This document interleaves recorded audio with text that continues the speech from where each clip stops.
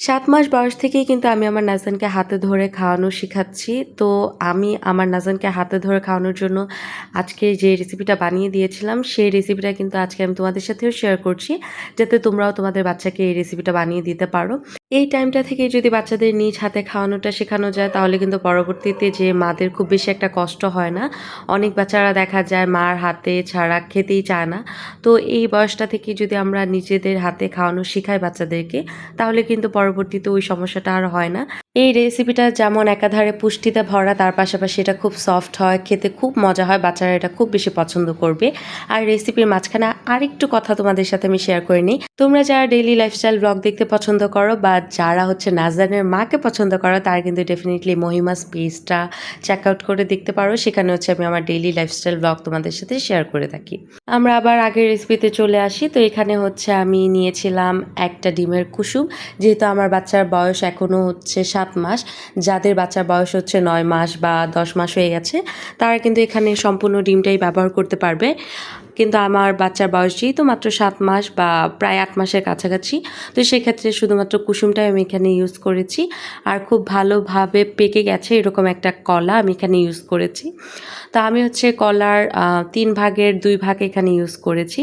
যে বাচ্চাদের 6 মাস বয়স, তাদেরকে কিন্তু 4 ভাগের 1 ভাগ কলা দিতে হবে।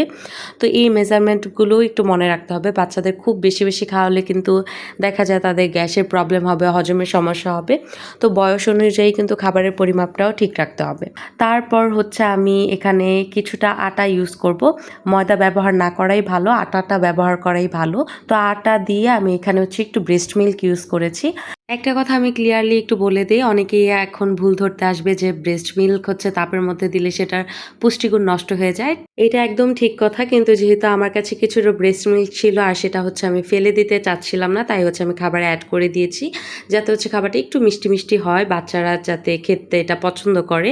তো তোমরা হচ্ছে এই স্টেপটা স্কিপ করতে পারো, তোমরা হচ্ছে এখানে একটু পানি অ্যাড করতে পারো ব্রেস্ট মিল্কের পরিবর্তে, এবং তোমরা হচ্ছে এরকম একটা থিকনেস করে একটা তোমরা প্যানের মধ্যে হালকা বাটার বা হচ্ছে ঘি ব্রাশ করে নিয়ে, বা তেলও চাইলে তোমরা ব্রাশ করে নিতে পারো, নিয়ে তারপর হচ্ছে তোমরা এরকম লম্বা লম্বা করে তোমরা হচ্ছে ভেজে নিবে, যাতে হচ্ছে বাচ্চারা ধরে খেতে পারে।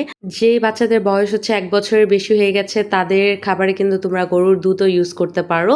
আর এটা কিন্তু সকল বয়সের বাচ্চাদের জন্য খুব ভালো একটা রেসিপি, খুব ভালো একটা প্যানকেকের রেসিপি। তো প্রথম যখন আমি আমার বাচ্চাকে এই খাবারটা দিয়েছি, তার রিয়াকশনটা দেখে আমরা সবাই হাসছিলাম। সে চোখ মুখ একদম কেমন করছিল, দেখে ভালোও লাগছিল, কিন্তু আমি এটাতেও খুশি ছিলাম যে সে নিচে ধরে খাওয়ারও চেষ্টা করছিল। যেহেতু খাবারটা খুব বেশি নরম, তাই গ্যাগিংয়ের ওইরকম কোনো সমস্যা হবে না। যদিও সমস্যা হয়, সেক্ষেত্রে ভয় পাওয়ার কিছু নেই, বাচ্চারা এইভাবেই খাওয়া শিখে। আর এটা কিন্তু নাস্তা হিসাবে তোমরা বাচ্চাদেরকে দিতে পারো। আর এই যে এখানে আমার নাজান পটু মজা করে খাচ্ছিল।